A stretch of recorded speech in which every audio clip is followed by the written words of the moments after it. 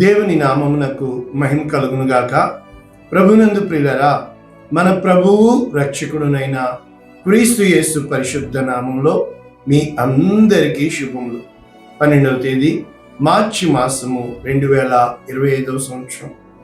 ఈరోజు దేవుడు నిన్ను ప్రేమించి నీతో చెప్పుకుంటున్న మాట, ఇప్పుడైనను మీరు నా యొద్దకు తిరిగి రండి. ఇప్పుడైనను మీరు నా యొద్దకు తిరిగి రండి. యోవేలు గ్రంథము 2వ అధ్యాయము 12వ వచనం. పూర్తి వచనము, ఇప్పుడైనను మీరు ఉపవాసముండి కన్నీరు విడిచుచు దుఃఖించుచు మనఃపూర్వకంగా తిరిగి నా యొద్దకు రండి. ఇదే యెహోవా. ఇది వాగ్దానం. ఇంగ్లీష్లో ఎలా ఉందో మనం చూద్దాం. New international version, Joel chapter 2 verses 12. Even now, ఇప్పటికైనా, declares the Lord, సైన్యములకు అధిపతి యెహోవా సెలవిచ్చాడు, రిటర్న్ టు మీ, నా వైపుకు రండి, with all your heart, with fasting and weeping and mourning. అంటే మీ హృదయాన్నంతా పట్టుకుని నా యుద్ధకు రండి. కానీ ఏ పరిస్థితిలో వెళ్ళాలి? 1, ఉపవాసము, అంటే ఆయనతో సహవాసము. 2, వీపింగ్ అండ్ మౌర్నింగ్, అంటే కన్నీరు విడిచుచు దుఃఖించుచు. అంటే యూటర్న్. ఇది ఈరోజు టైటిల్, యూటర్న్.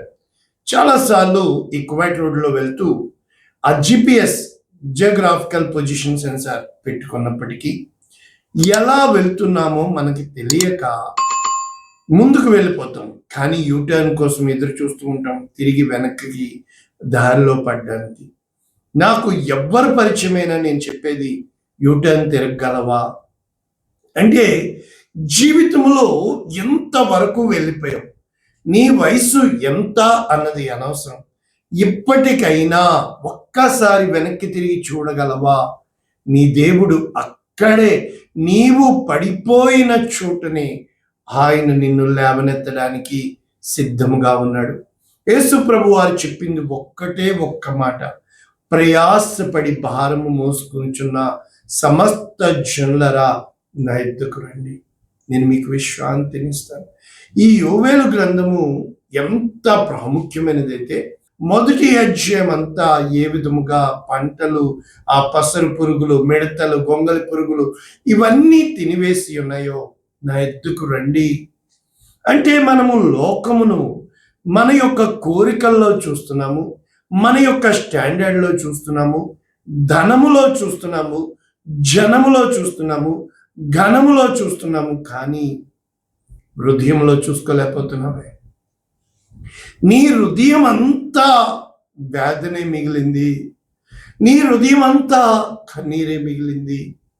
ఇప్పటికైనా ఆయన వైపు వెళ్తావా అని చాచిన చేతులతో తండ్రి నీ కొరకు ఎదురు చూస్తున్నాడే. ఈ రోజున ఈ యొక్క వాక్యము, ఈ భావము మనము ముందు వెనుక ఒక్కసారి చూస్తే, ఇక్కడ ఏ వాక్యము చెప్పబడుతుంది? 2వ అధ్యాయము యోవేలు గ్రంథము 11వ వచనం నుంచి, యెహోవా తన సైన్యమును నడిపించుచు ఉరుము వలె గర్జించుచున్నాడు. ఆయన దండు బహు గొప్పదై ఉన్నది, ఆయన ఆజ్ఞను నెరవేర్చినది బలము గలది. యెహోవా దినము బహు భయంకరం, కాబట్టి అది ఉగ్రత దినం. అయితే ఇప్పుడైనా మీరు ఉపవాసముండి, ఎప్పుడు మీ దేవుడైనా ఎందుకు చెప్తున్నాడు?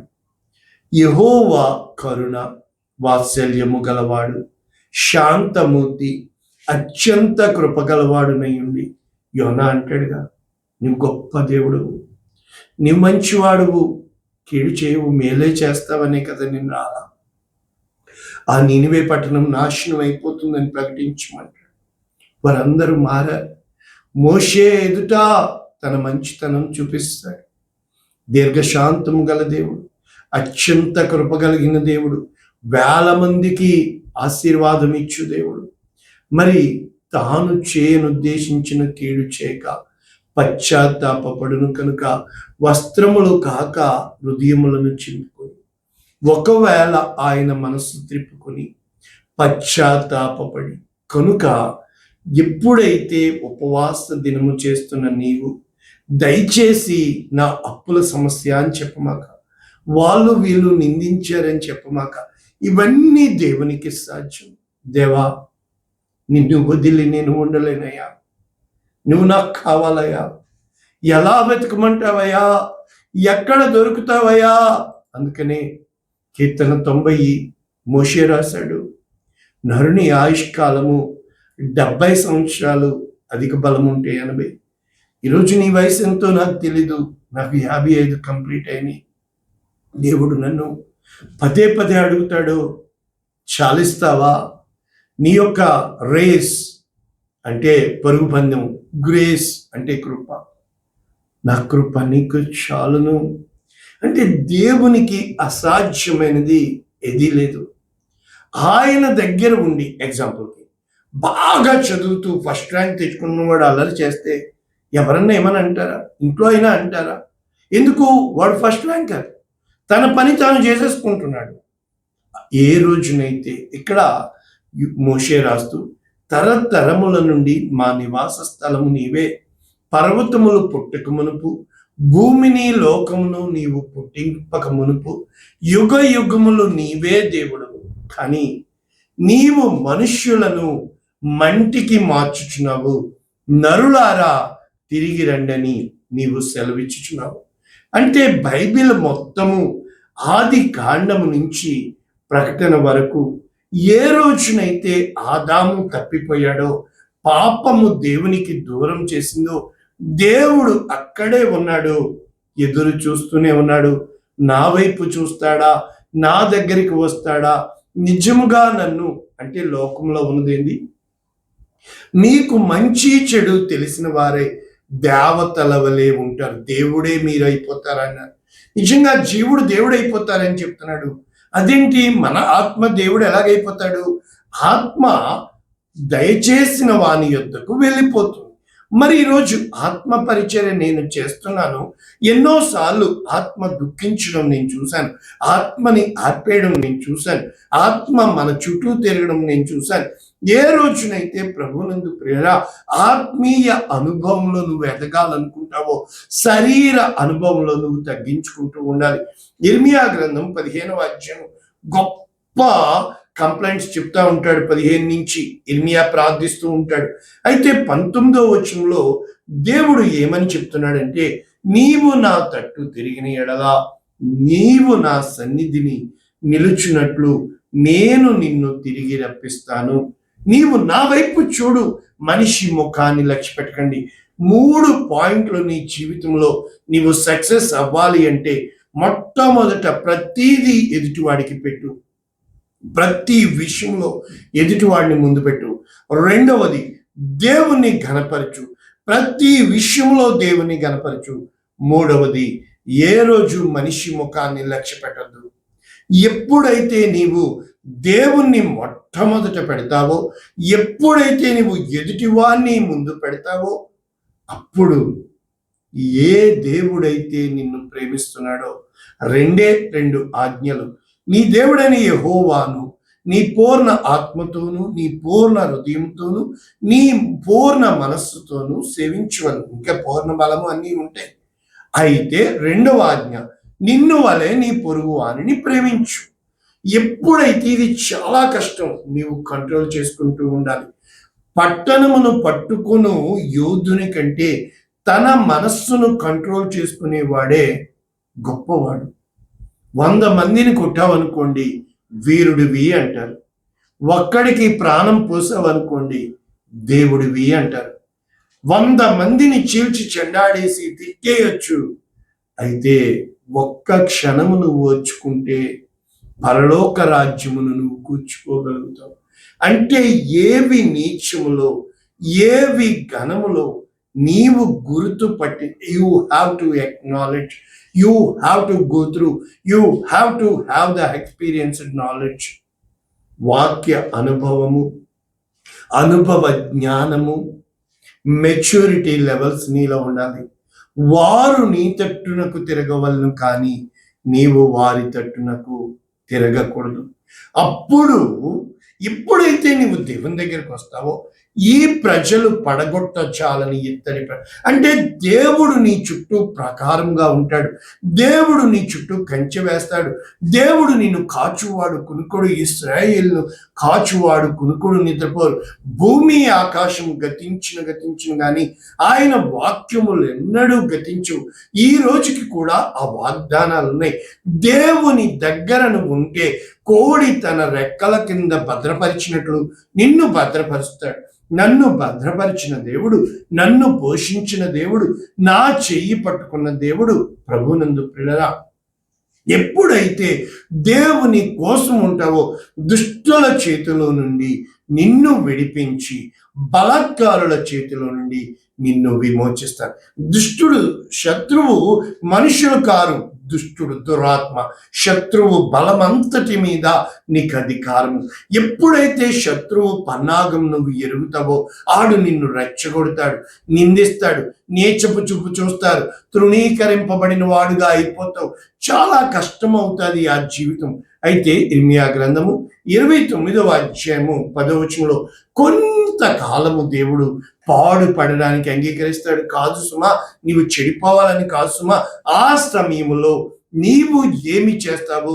ఆకాశమందు అని చెప్పి అక్కడ దేవుడు ఉన్నాడని, నీవు తప్ప మరి నాకు ఎవ్వరూ లేరు అని నువ్వు దేవునికి హృదయానుసారుడు అయిపోతావో, దేవుని చిత్తానుసారుడు అయిపోతావో, అప్పుడు దేవుడు చెప్తాడు, నేను మిమ్మును గూర్చి ఉద్దేశించిన సంగతులు నెరవేరుదును.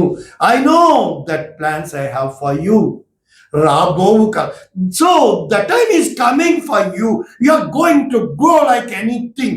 I am there for you in my life. The each and every testimony, each and every word of God, each and every promise of God got fulfilled. నా జీవితంలో నెరవేరిని నేను హ్యాపీగా, దేవుడు నీవు నాకుండగా కనుక మీకు నిరీక్షణ కలుగునట్లుగా అవి సమాధానకరమైన ఉద్దేశంలే కానీ హానికరమైనవి కావు. ఎప్పుడైతే ఇక్కడ చెప్తాడు, మీరు నాకు మొర్ర పెట్టండి, నాకు ప్రార్థన చేయండి, నేను మీ మనవి ఆలకిస్తాను. మొర్ర పెట్టండి, ప్రార్థన చేయండి, మనవి వింటాను. నన్ను వెతికిని, you seek my kingdom and righteousness first. నీవు నా రాజ్యము నీతిని వెతుకు, అన్నీ నేను నీకు ఇస్తాను. నా వైపు తిరుగు, నన్ను చూడు, నన్ను చూడు అంటాడు దేవుడు. అయితే మనం టిక్ టాక్, వాట్సాప్, ఫేస్బుక్, ఇదిగో యూట్యూబ్, అన్ని ఇన్స్టాగ్రామ్, నన్ను చూడు నన్ను చూడు అని మనము చూపించుకోవడానికి మొదలు పెడుతున్నాం. అంటే మీరు నన్ను వెతికిన ఎడల, పూర్ణ మనస్సుతో నన్ను గూర్చి విచారణ చేయనలా మీరు నన్ను కనుగొంటారు. కాబట్టి దేవుని వైపు తిరిగిపోతే, ఎక్కడున్నావయ్యా, అయ్యి బాబా ఈ మాట మాట్లాడితే నువ్వు వదిలేస్తావేమో ప్రభా, దేవా నువ్వు గొప్పోడు కదా నైనా, ఊరుకో ప్రభా, తిడుతున్నారు తిట్టుకొని ప్రభా, ఊరుకో ప్రభా, ఎంత లేసి మాట్లాడినారు అనుకోని ప్రభా, ఎవరి పాపనాలైపోతారు, అయ్యి బాబోయ్ తెగానేస్తున్నారు అనుకోని బాబా. ఎప్పుడైతే you should have the godly consciousness, దేవుని యొక్క మనస్సాక్షి కలిగి ఉంటావో, దేవుని మీద నీ భారం మోపుతావో, వాళ్ళని చూడండి చాకిరేవు కేసి కుట్టినట్లు ఎవడైనను ఈ బండ మీద పడిన ఎడల వాడు తునకలైపోవును, ఎవని మీద ఈ బండ పడునో వాడిని నలిచివేను. కనుక ఎవరైనా ఇద్దరు విడిపోయారనుకోండి మధ్యలో, ఓకే, ఎప్పుడు కూడా ఎవరైనా ఇద్దరు దెబ్బలాడుతున్నారు మధ్యలో వాళ్ళు ఎక్కువ చేసేస్తూ ఉంటారు. అది ఎవరైనా కానివ్వండి, అంటే ఇద్దరు రాజకీయ నాయకులను పార్టీలు మార్చేస్తూ ఉంటారు, అప్పటి వరకు తిట్టేసుకుంటారు, ఇప్పుడు కలిసిపోతూ ఉంటారు. ఇద్దరు భార్యాభర్తలు అనుకోండి, ఎప్పుడప్పుడు, అందుకే ఎవ్వరి మధ్యలో ఆనందమ్ములు కావచ్చు, చిన్నపిల్లలు ముఖ్యంగా, ఎవ్వరి మధ్యలో కూడా మధ్యలో దూరినోళ్ళు ఎందుకు అని అంటే, ప్రభునందు ప్రియ, ఏ సమస్య కూడా గొప్పది కాదు, మనము గొప్పవి చేస్తూ ఉంటాం. నీవు సమస్యని గొప్ప చేస్తున్నావు, కానీ సమస్యనిచ్చిన దేవుని గొప్ప చేసినప్పుడు, దేవుని వైపు చూచినప్పుడు, అందుకే ఇక్కడ దేవుడు ఎన్ని వాగ్దానాలు చేసేస్తున్నాడు. నేను నీకు ప్రత్యక్షమవుతాను, ఏ చెరలోనికి రప్పించానో ఆ చెరలోంచి వెనక్కి తీసుకొస్తాను. అంటే చెరలోనికి పంపేవాడు ఆయనే, చెరలో నుంచి బయటికి తెచ్చేవాడైనే, గాయము చేయవాడైనే, గాయం కట్టువాడే. ఒక మాట చెప్తాను, ఇప్పుడు ఎంపీసీ చదివేస్తున్నాం, బైపీసీ చదివేస్తున్నాం, కాక ఏమన్నా నువ్వు కట్టావా? అవి ముందుగానే ఉన్నాయి, డేటాని వాడుకుంటున్నాం. అంటే you have to go through the certain process. అంటే ఏ రోజునైతే ఇది నేను కొత్తది చేశాను అనడానికి కొత్తది ఏమీ ఉండదు. ఎప్పుడైతే మా యొక్క ప్రారంభం నుంచి మొబైల్ ఫోన్ చూసినప్పుడు ఒకడు చిన్న కెమెరా పెట్టాడు, yes, idea can change the life, మొత్తం మారిపోయింది. ఇప్పుడు స్మార్ట్ ఫోన్ వచ్చేసింది, తర్వాత ఏమొచ్చేసింది, ఆండ్రాయిడ్ వచ్చేసింది, తర్వాత ఏమొచ్చింది, నోకియా ఎందుకు పడిపోయింది, ఆండ్రాయిడ్ చేయలేదు. అంటే ఇప్పుడు స్మార్ట్ ఫోన్లోనే అన్ని స్మార్ట్, మన బ్రెయిన్ తప్ప. అంటే నువ్వు టెక్నాలజీని అప్డేట్ చేస్తున్నావు, కానీ నీ మైండ్ని నువ్వు కోరుకునేది ఎంత గొప్పోడు అయిపోయినా ప్రేమ ఆప్యాయతలే కదా. మరి ఆ ప్రేమపూర్వకమైన పలకరింపు లేకపోతే బిర్యానీ తింటా ఏమన్నా చిన్న బ్యాడ్ న్యూస్ వచ్చిందనుకోండి, బిర్యానీ ఎక్కుతుందా? అంటే మన జీవితంలో లేటెస్ట్ టెక్నాలజీ, ఆర్టిఫిషియల్ ఇంటెలిజెన్స్, నువ్వు ట్యాబ్లెట్ వేసుకో, నీ పక్క అంటే నీ పక్షం వెళ్ళి చంపేసి వచ్చేస్తుంది. ఆర్టిఫిషియల్ ఇంటెలిజెన్స్తో ఇక్కడ కూర్చొని అక్కడ చంపేస్తున్నారు. అంటే ఒక పేజీలో చంపేస్తారే. అంటే ప్రభువునందు ప్రియులారా, ఇక్కడ నేను మిమ్మును ఏ స్థలమునకు తోలివేసి తినో అక్కడి నుండి నేను మిమ్మల్ని తిరిగి రప్పిస్తాడు. అంటే నువ్వు the moment you take U turn, he will do everything for you.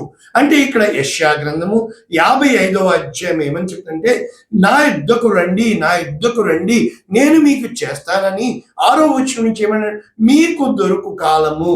అంటే అర్థం ఏంటంటే నువ్వు వెతకాలి. ఎలా వెతకాలి? భక్తిహీనులు తమ మార్గములు, అందరూ చెడ్డోలే. ఓకే, అందరూ చెడ్డోలే. ఎవడు చెప్పాడు? మొట్టమొదట నేనే చెడ్డోని. అంటే అర్థం ఏంటంటే నా చెడుతనం నాకు కనబడదు, అర్థంలో నేను కనబడుతున్నాను కదా, నేను కనబడకూడదు. నా దేవుని మహిమ కనబడాలి, నా దేవుని మనస్సు కనబడాలి. ఆయన నిన్ను ఎక్కడ పెట్టినా హ్యాపీగా ఉండాలి, మీద వేసుకోకూడదు. ఎప్పుడైతే వేసుకోకుండా ఉంటావో, నెంబర్ 1, భక్తిహీనులు తమ మార్గమును, నేనే మార్గము సత్యం జీవం. మార్గం అంటే ఏమి కాదు, the thinking, the way of your thinking. అంటే నీ ఆలోచించే విధానము. ఎప్పుడు నీవు హీరోగానే ఉంటావు, జీరోగా చేసుకో. ప్రభా ఊరుకో ప్రభా, నాకేం తెలుసు ప్రభా, అందరికీ అన్ని తెలుసు ప్రభా, వదిలే ప్రభా. లోకంలో నువ్వు ఫెయిల్ అయిపోతావు, కానీ పరలోకంలో విజయం నీదే. ఈ లోకస్తుల దృష్టికి ఘనంగా ఎంచబడింది, పరలోకము నీచమైనదిగా ఎంచుతాడు. అంటే తమ దుష్ట తలంపులు, నీ థింకింగ్, ఊహ అంతయు, నీ కలలు అన్ని, నీ ఆలోచన అంతా కూడా నువ్వు మానుకోవడమే. యెహోవా వైపు తిరిగిన ఎడల ఆయన వారి యందు జాలిపడును, దేవుని వైపు తిరిగిన ఎడల బహుగా క్షమించును. కారణం ఏంటి? నా తలంపుల వంటివి మీ తలంపులు కాదు, నా త్రోవల వంటివి మీ ఆకాశము కంటే భూమికి ఎంత ఎత్తుగో నీ దేవుడు నిన్ను హెచ్చించాలని అక్కడ వర్షము, హిమము ఏవేవో చెప్తాయి. నిష్ఫలముగా నా యొద్దకు తిరిగి రాదు. నిన్ను దేవుడు పుట్టించినట్టు చెప్పేయాలని కాదు, ఆయన గొప్ప కార్యాలు చేయాలని. ఏ విధముగా దేవుని వైపు తిరగవు అంటే నువ్వు దుఃఖంతోను, కన్నీటితోను, ఉపవాసంతోను. ఉపవాసాలు తెగ చేసేస్తున్నారు. ఎందుకు చేస్తున్నారు? ఎవరు చెప్పాడు ఉపవాసం చేయడం? ఉపవాసం కాదు, సహవాసం. ఎప్పుడైతే నీలో ఉన్న ఈ పగ, ప్రతీకారము, కోపము, అసూయ డింగ డింగ డింగ డింగ డింగ తగ్గించుకుంటావో, ఎలా చెప్తే ఆవిడ చూస్తాడు, చూడకపోతే నాకెందుకు, దేవునికి ఇష్టమని చెప్పాలి. అంటే సంతోషముగా బయలు వెళ్ళాలి అంటే, సమాధానం పొంది మీరు వెళ్ళాలి అంటే, నీ ఎదుట ఉన్న సృష్టి యావత్తు, ఏ సృష్టి మానవుల కోసం చెడిపోయిందో, ఏ సృష్టి మానవుల కోసం దేవుడు చేశాడో, మొండ్ల చెట్లు, గచ్చ పొదలు, ఆ ముండ్లు ఎప్పుడు పాపం చేసినందువల్ల ఆ మొండ్ల కిరీటం ఆయనకి ఇట్టాం కదా. మరి దేవదారు వృక్షములు, దొరదగొండి చెట్లకు బదులుగా గొంజి వృక్షములు. అంటే యెహోవాకు ఖ్యాతిగా దేవుడు నిన్ను మార్చాలి అని ఆయన ఇష్టపడుతున్నాడు. మనం ముగించుకుంటే హోషేయ గ్రంథం 6వ అధ్యాయం 1వ వచనం, యెహోవా యొద్దకు మరలదు. నీవు దేవుని వైపు వచ్చే మనుషులు చూడండి, మనుషుల్ని దేవుడు కంట్రోల్లో పెట్టాడు. నన్ను ఎంతో మందిని నీకేమిచ్చాడు రా, 15 సంవత్సరాలు నన్ను గుర్తుపెట్టి పోషిస్తున్నాడండి. అన్నీ మూసుకుపోయినా ఆకాశం తెరిచాడండి. నేనున్నాను నీకు అన్నట్టు. బీపీలు లేవు, షుగర్ లేవు, ఎందుకు? ఎన్ని ఫోన్లు వస్తాయో, టండా అమ్మా అలా కాదు, ఇలాగే అయ్యారు నన్ను అంటావా అంట. ఊరు బాబోయ్, నేనంటే నాకేమొస్తుందమ్మా బాబా. ఎప్పుడైతే ఒక్కసారి సమాధానం నువ్వు విత్తుతావో సమాధానం కోస్తావు, ప్రేమను విత్తుతావో నీతిని కోస్తావు. మరి నువ్వు ఎందుకు డగడగడగడగడగడ అంటే ఇక్కడ యెహోవా యొద్దకు మరలదుము రండి, ఆయన మనలను చీల్చి. మనుషులు కాదు, మనుషుల మీద నిందేయకండి, అన్ని ఎత్తుకుపోయారు. నో నో నో, నేను ప్రకటిస్తున్నవాడు దేవుడు, నన్ను పిలిచిన వాడు దేవుడు, నాకు పరిచర్య ఇచ్చిన వాడు దేవుడు, నా ఆరోగ్యం తీసేసిన వాడు దేవుడు, నాకు సమస్యనిచ్చిన వాడు దేవుడు, బిడల్ని ఇచ్చిన వాడు దేవుడు. అరే మనిషి ఏ పాటోడు? నీకు జ్ఞానం లేదంటాడు. జ్ఞానమా? ఏం మారుతుంది? నాకు జ్ఞానం ఉంది, ఆరోగ్యం ఉంది, వయసు ఉంది, నాకు సర్టిఫికేట్లు ఉన్నాయి, అన్నీ ఉన్నాయి, ఉద్యోగం లేదు. కారణం ఏంటి? నిలబడలేను, కూర్చోలేను. మరి ఇది రోగం ఎవడు తెచ్చాడు? శాపం ఎవడు పెట్టాడు? వ్యాధి ఎవడు పెట్టాడు? సమయం వచ్చాక తల్లిదండ్రులు ఎవడు తీసు? అక్కడ మాత్రం దేవుడు. మన కష్టం వస్తే దేవుడా నువ్వు ఉన్నావు అంటావు, ఇష్టమైతే వదిలేస్తాం. అంటే ఇక్కడ ఏమని చెప్పబడుతుంది?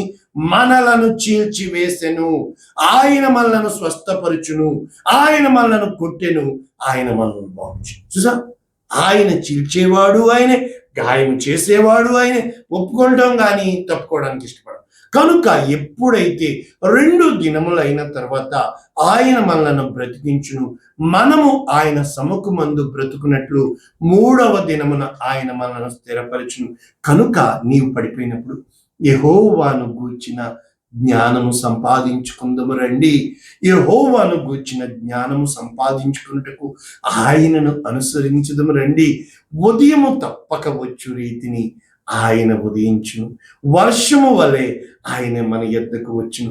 భూమిని తడుపునట్టి తొలకరి వర్షము కడవరి వర్షము వలె కనికరమునే కోరేవాడే కానీ ఆయన ఎన్నడూ కూడా బలిని కోరేవాడు కాదు. ముగించుకుంటే జకర్యా గ్రంథం 1వ అధ్యాయం 3వ వచనం ఏమన్నాడు? సైన్యములకు అధిపతి యెహోవా, మీరు నా తట్టు తిరిగిన ఎడల నేను మీ తట్టు తిరుగుదును. కాబట్టి సైన్యములకు అధిపతి యెహోవా అంటే మీ పితరుల వలె మీరు ఉండొద్దు. కాబట్టి దుష్క్రియలను మాని నా వైపుకు రండి, మీ ఆలోచనలు మార్చుకోండి అనొచ్చు. ఇప్పుడు చివరి వాక్యం చదివితే యాకోబు పత్రిక 4వ అధ్యాయం 8వ వచనం, దేవుని యొద్దకు రండి. ఏమంటున్నాడు? దేవుని యొద్దకు రండి. 7వ వచనం ఏంటి? దేవునికి లోబడి ఉండుడి, అపవాదిని ఎదిరించుడి, అప్పుడు వాడు మీ ఎదురు. అంటే దేవునికి సబ్మిట్ అంటూ యోసెఫ్ టు గాడ్. మీకు మీరు దేవునికి ఎదుట సాగిలపడిపో. ఎప్పుడైతే నువ్వు సాగిలపడిపోతావో దుష్టుడు వెళ్ళిపోతాడు నీ మీద. డగడగడగడ అన్న వాళ్ళందరూ కూడా దేవుడు. ఎంతమంది నా జీవితంలో చూశానో, ఎంతగా అంటే ఇక్కడ చెప్తున్నాడు, ఆయన మీ యొద్దకు వచ్చు, నీ ఉన్న చోటికి వచ్చి నేను నిన్ను ఆశీర్వదిస్తాను. ఏమంటున్నాడు? పాపులారా మీ చేతులను శుభ్రము చేసుకోండి, ద్విమనస్కులారా మీ హృదయములను పరిశుద్ధపరచుకోండి. అంటే డబల్ మైండెడ్, కంగారు కంగారు కంగారు వాయి, ప్రశాంతంగా ఉండు, వ్యాకుల పడుడి, దుఃఖపడుడి, ఏడువుడి, కానీ మీ నవ్వును దుఃఖమునకును మీ ఆనందమునను చింతకును మార్చుకొనుడి. ఎప్పుడైతే నిన్ను నీవు ప్రభువు దృష్టికి తగ్గించుకుంటావో ఆయన నిన్ను హెచ్చిస్తాడు. కాబట్టి ఏ రోజు కూడా హెచ్చించుకుంటున్నావా? ఎందుకు గొప్పలు? ఏం గొప్పలని? మనం ఏ పాటలు ఇంతలో కనబడే అంతలో. ఇప్పుడు ఒక్కసారి ఈ ఓల్డేజ్ హోమ్లు ఎక్కువైపోయినాయి. కొత్త పేరు విన్నాను, ఈ మధ్య ఎక్కువ ఇంటర్వ్యూలు చూశాను. Retirement home. ఎవరున్నారో తెలుసా? బ్యాంక్ మేనేజర్లు, లాయర్లు, ప్రిన్సిపాల్లు. ఎంతెంత డబ్బు ఇస్తున్నారు, మాకు కోట్ల వస్తుంది. బిడ్డలు యుఎస్లో ఉన్నారు, సెటిల్ అయిపోయారు, చూసేవాళ్ళు లేరు. తల్లిదండ్రుల్ని నడి రోడ్లో వదిలేసి ఫ్యాషన్ ట్రెండ్ అయిపోయింది. ఈరోజు నీకు శక్తి ఉంది, రేపొద్దు నీ శక్తి పోతుంది. అప్పుడు ఎవరు చూస్తారు? నేను బిడ్డలు బిడ్డలు బిడ్డలు అన్న నువ్వు వాళ్ళు పెద్దలు అయిపోతారు, వాళ్ళ కుటుంబాలు ఆడుకుంటారు. ఏ రోజైతే నా జీవితంలో జరిగింది మనం ఉండలేమో, తల్లిదండ్రులు చూస్తున్నారు. ఎప్పుడైతే మనం ఆ విధంగా ఉంటామో ఆయన యొద్దకు వచ్చినప్పుడు నీవు నాతో ఉన్నావు కనుక నేను నీ కార్యం చేస్తాను, నేను నీ పక్షంగా నిలబడతాను. కానీ లోకం నిందిస్తాను, అవమానిస్తుంది, దుఃఖపరుస్తుంది, ఒంటరిగా వదిలేస్తుంది. లోకం కొంతవరకే, శాశ్వత కాలమైన ఆయన కొరకు ప్రార్థన చేయండి. పరిశుద్ధుడా, ప్రేమ కలిగించండి. విత్తమైన వాక్యం నీ వైపు చూసేటట్టు ఈ లోకంలో ఉన్నదంతే కాసేపనయ్యా, వయసున్నంత వరకే. ఏ రోజునైతే మా దేవుడు గొప్పవాడు, మా దేవుడు సజీవుడు, మా దేవుడు నమ్మదగిన వాడు, నేను ప్రకటిస్తున్న దేవుడు గొప్పవాడు, నేను నమ్మిన వాడు నన్ను విడిచిపెట్టడు అన్న ఆ తాత్పర్యం కలిగి ఉన్నాము. సమస్తము సాధ్యమని, నీకు అసాధ్యమైనది ఏది లేదని, శత్రువులుగా చేసేవాడువు నీవే, మిత్రులుగా చేసేవాడువు నీవే, మా కాలగతులు నీ వశంలో ఉన్నవని నీవు పరీక్షిస్తున్నప్పుడు, కొన్ని శ్రమలు వచ్చినప్పుడు ఓర్పుగా మేము ఓర్చుకోవడమేనని యేసు శ్రేష్టమైన నామమున దీవించి ఆశీర్వదిస్తున్నాము తండ్రి. ఆమేన్. God bless you all. దేవుడు మిమ్మల్ని దీవించుగాక. ఆమేన్.